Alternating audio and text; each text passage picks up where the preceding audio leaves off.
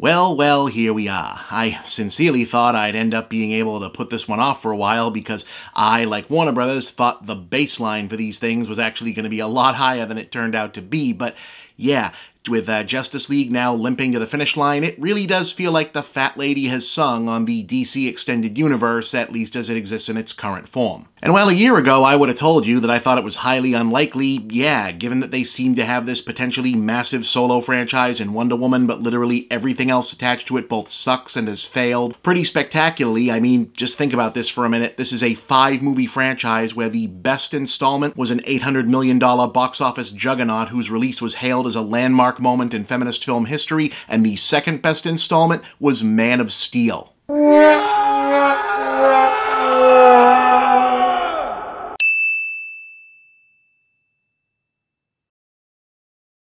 So it actually feels not entirely impossible that Warner Brothers will actually make that Flashpoint movie, and the entire purpose of it will be either to tell audiences that everything but Wonder Woman didn't happen and they're starting over again, or that every movie happened but they're all in their own separate thing, except when they aren't, and don't think too hard about it because we certainly aren't. I mean, if I had to guess, I'd say Aquaman still gets released because they already finished the damn thing. Wonder Woman 2 definitely happens because obviously Shazam is probably far enough along that it still gets made, and plus they're keeping The Rock on the hook for Black Adam for something, so I don't think most of the other plans survive, at least in their current form. Matt Reeves' Batman movie probably gets made, but 50-50 it's without Ben Affleck because that dude wants to get the fuck out of this gig yesterday, and even if he does make it, they're not going to mention the other DC characters.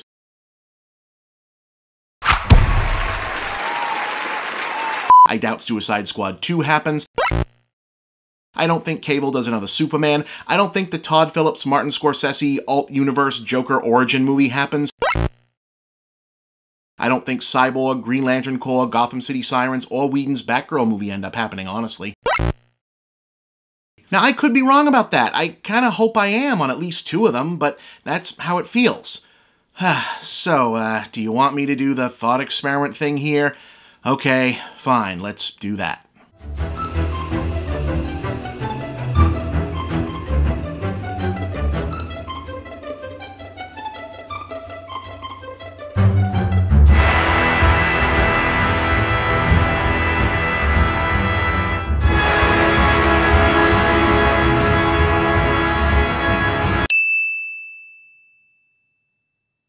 Okay, ground rules. Now, since the only movie worth keeping from this disaster took place 100 years in the past, I'd really rather just pretend we're scrapping everything, recast everybody else, and go forward pretending that the events of the other 4 or 5 movies were never a thing. Okay, we'll pretend that I'm also calling the shots on the Flashpoint reboot at this point. But first, either way, once the reboot is out of the way, new guiding principle for the whole stupid project would be, under my watch, make one fucking movie at a time.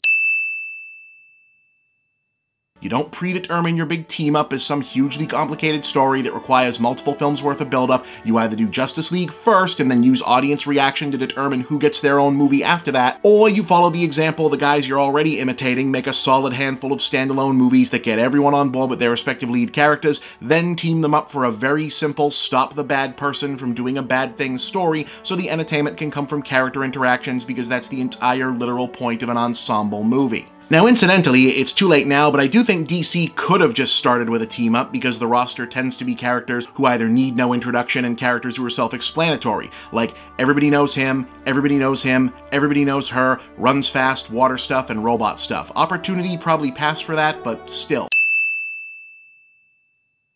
And then if that works and you want a slightly more complex Justice League stories for the sequels, okay, recommendation-wise, I feel like Tower of Babel is a good one. That's where the villains steal the secret cache of all the League's individual weaknesses and how to exploit them that no one else knew Batman was keeping around just in case. I mean, I imagine the inherent drama there is kind of speaking for itself. I think Justice League versus Evil Alternate Universe League is something fun you could get away with in DC. easier than you could get away with it in Marvel. And what else? Oh, I think Batman, or hell, maybe another character like Cyborg or Green Arrow quitting and starting The Outsiders is either a sequel and or a whole other franchise. I think Identity Crisis could be a movie. Change every major plot detail from Identity Crisis, obviously, but otherwise, yeah, the Justice League trying to solve a locked room murder mystery, superhero Clue. Oh, and once you got a Green Lantern on the team, I think Blackest Night could be a Justice League movie, especially if like Chris Pine and Michael Shannon came back as Black Lanterns. You do that thing where the League all briefly got one of the various colored lantern rings for the big Act 3 battle. Yeah, that'd be pretty cool. Justice League versus Darkseid, etc. Yeah, we'll talk about that.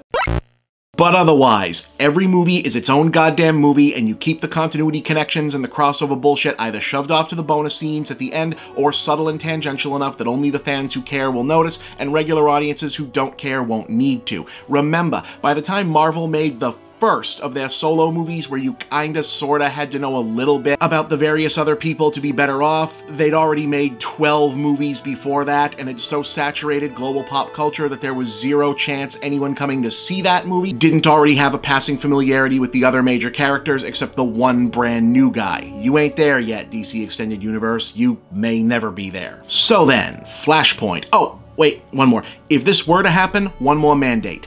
This one is the last time you make a whole movie in order to get a plot point over for other movies. Never, ever do that bullshit again, ever. Okay? Okay. Flashpoint. So you remember how Warner Brothers apparently still wants Robert Zemeckis to make this movie?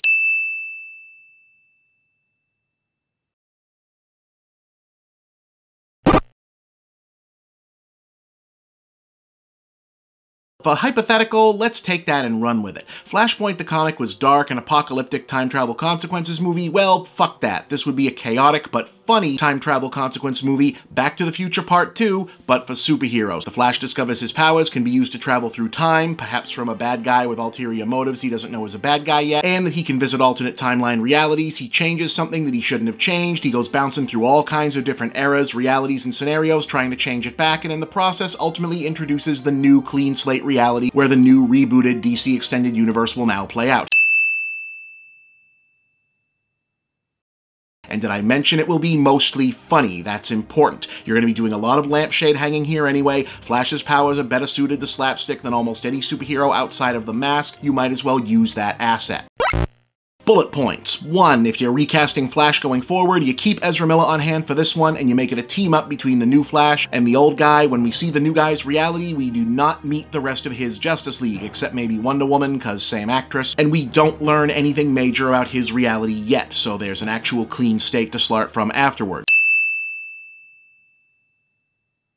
If you don't recast the Flash and we're keeping Ezra Miller, you do some sci-fi mumbo-jumbo bullshit at the end to say that he's going to come back into a new reality, but another version of him will continue in the original Batman v Superman timeline. You don't just kill off everyone not named Gal Gadot, because that would be a tacky, vindictive foot to start off on. Just let Cable and Affleck's characters and the people who like them think that they went off and continued to do their own thing. Just goodwill.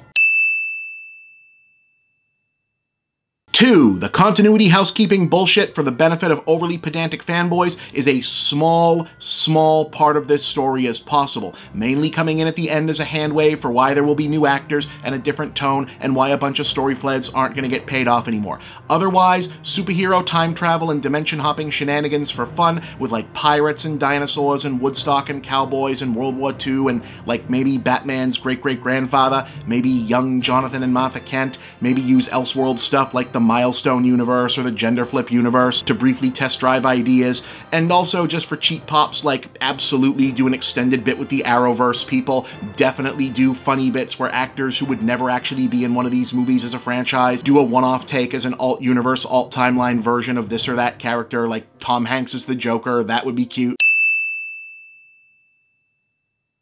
And, you know, I know this is very me, but if it is me, yeah, I get estate permissions, pay the royalties, put a whole dedicated effects team on a job of building a 21st century version of that Forrest Gump technology and do one scene, just lasting maybe a minute or less, where the Flash briefly blinks into a scenario where Christopher and Adam West and Burt Ward and Linda Carter are the Justice League. Maybe use CGI, de-aging, whatever, to imagine which actors from the same relative timeline could have played other members. Sure, you don't tell anyone you're gonna do the scene. You don't put it in trailers. You don't do it at the end like, oh wow, these weirdly old-fashioned looking versions of the hero showed up out of nowhere and defeated the bad guy. I know it's tempting, but it's too much. This would be a short 1-minute breather moment, the precise equivalent of that bit in the first Bill and Ted where they stop over in Rufus's future. Linda Carter is still with us, so you get her to loop a line of dialogue or two where she's like Barry, and then like John Wesley Shipp or somebody playing that universe Flash comes out and then our guy is all, oh hi, I'm from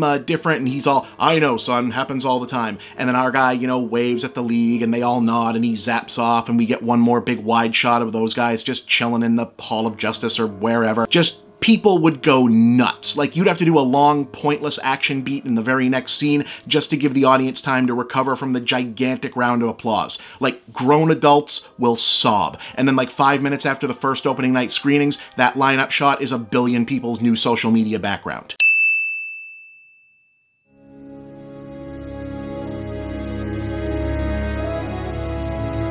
Three. But again, speaking of background, this is all still small, brief, backgroundy, just for Easter eggy stuff. The main story is Flash going through time, trying and failing and trying again to make things right with some kind of eventual moral lesson about how you can't dwell on past mistakes and have to move forward and blah, blah, blah. Basically, we're keeping nothing but the goal, the broad concept and title from the Flashpoint comic, because really, fuck continuity housekeeping events, even the good ones. Rebooting a whole universe and alternate realities and time travel are all big, complicated ideas to throw at a mainstream audience to start with, so the plot wherein those ideas are playing out should be simple and straightforward. Even Back to the Future, all three of them, where overcomplication was part of the joke, kept to a very basic, this is the hero, this is what he has to accomplish, these are the stakes if he doesn't set up throughout all three films. So here, something is messing with the time in disastrous ways. The Flash's powers may have set it off and are the key to stopping it, but there's a villain who wants to keep this happening for their own benefit and maybe probably exacerbated it in the first place. At first, Flash's goal is to put everything back how it was, but then it evolves as his perspective matures and becomes finding order and justice even if they don't shake out how he thinks they're supposed to be, and thus we have conflict, theme, and an adjacent central character arc, and thus a story. The bad guy, it could be anyone really. I know Reverse Flash and or Professor Zoom turn up in various versions of Flashpoint already, but I kind of feel like the TV show has burned the culture out when it comes to evil speedsters, so, you know, take your pick otherwise. Like, Vandal Savage and Ra's al Ghul are going to be the same relative age across different timelines, so maybe it's one of them. Up to me, honestly, I think someone who's clever and devious but otherwise an ordinary human would be a fun contrast to the Flash, so some version of the Clock King leaning in the direction of Temple Fugit incarnation, maybe? Like, if he's the guy who gives the Flash the idea his powers can be used like this and helps him do it, but instead he's using it for his own gain, I think that works. Now, one weird issue though, it's important that Barry, the Flash, is the only significant constant in an otherwise constantly changing travelogue of weird scenarios, so the audience has a fixed point to focus on, but you do need someone for him to talk to and act like a guide who's in the story but also somewhat out of it. Yes, like Doc Brown is for Marty McFly. I guess maybe Rip Hunter, but like, he's a time traveler too, so why isn't he just fixing things? So, nah, maybe not.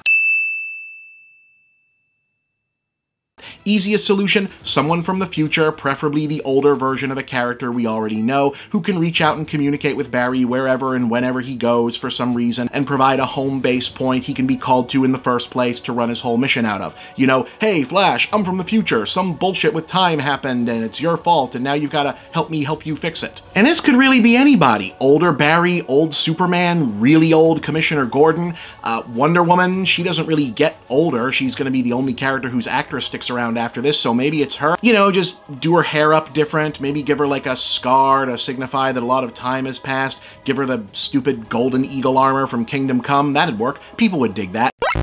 But let's get real, Warner Brothers is gonna want it to be old Batman, or rather old Bruce Wayne, which, predictable, but I can think of two ways to make it maybe worth doing. A, hire Michael Keaton, pay what he asks.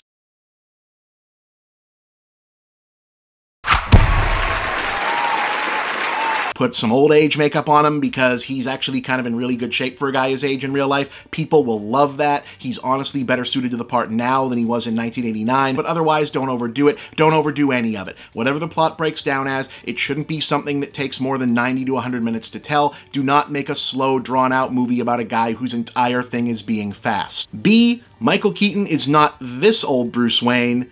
He's this old Bruce Wayne, yeah. And when Barry says goodbye before or after the final battle against whoever and zips off for the last time, we stick around for like 30 extra seconds to establish that Batman Beyond Batman has been hanging around just out of sight the whole damn time. Yes, for one last good pop from the fanboy set, but also, if it turns out to be a really big pop, maybe you make that movie. I mean, it's Batman, but also kind of Spider-Man and Iron Man with more sci-fi stuff and presumably played by a young, handsome, rising star. I've heard worse ideas. And it's the possible future, so you don't have to pay any attention to the other movies. Finally, fourth or fifth, what is it now? Whatever. Once this is done, it's done. When Flash Prime or whatever jogs off into the sunrise of what will become his and our new DCEU, that's the end of like 90% of the continuity hangups and legacy shoutouts we're tying up or burning off in Flashpoint. From this point on, it's one project at a goddamn time, focused on character building, connective tissue in the background, at least until you've got a handle on this thing and a surplus of audience goodwill.